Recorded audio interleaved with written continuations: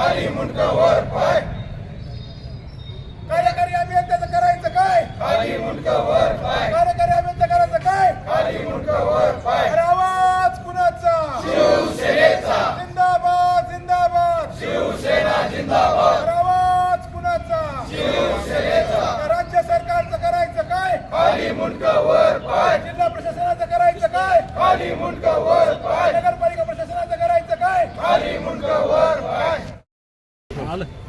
शहरामधील रस्त्यांची अवस्था फार बिकट झालेली आहे. शहरामध्ये विविध योजनेअंतर्गत रस्ते मंजूर असताना देखील नगरपालिका प्रशासन आणि जिल्हा प्रशासनाच्या उदासीनतेमुळे या शहरातील रस्ते होत नाहीत.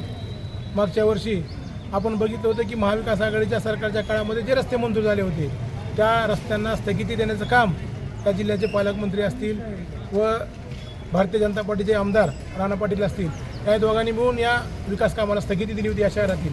त्या बाबतीत आम्ही त्यांच्या विरोधामध्ये या ठिकाणी आम्ही आंदोलन केलं होतं, उपोषण. ते जर प्रश्न त्यावेळी मार्गी लागले असते तर आज शहरातील नागरिकांना या रस्त्यांचा त्रास झाला नसता.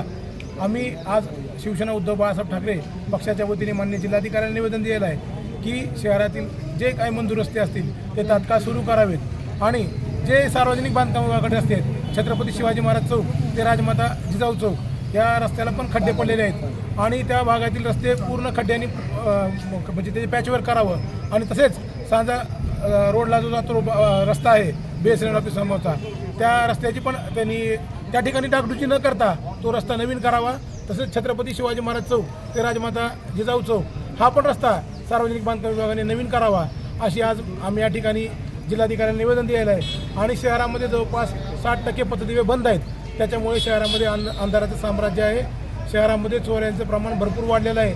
आज मी जिल्हाधिकारी असतील आपले LCBचे PI यांना आज शहरामध्ये जे चोर आज 8-10 शहरामध्ये फिरत आहेत त्यांचे CCTV फुटेज पाठवले आहेत. त्याच्यावर तात्काळ आपण प्रशासन म्हणून योग्य ती कारवाई करावी.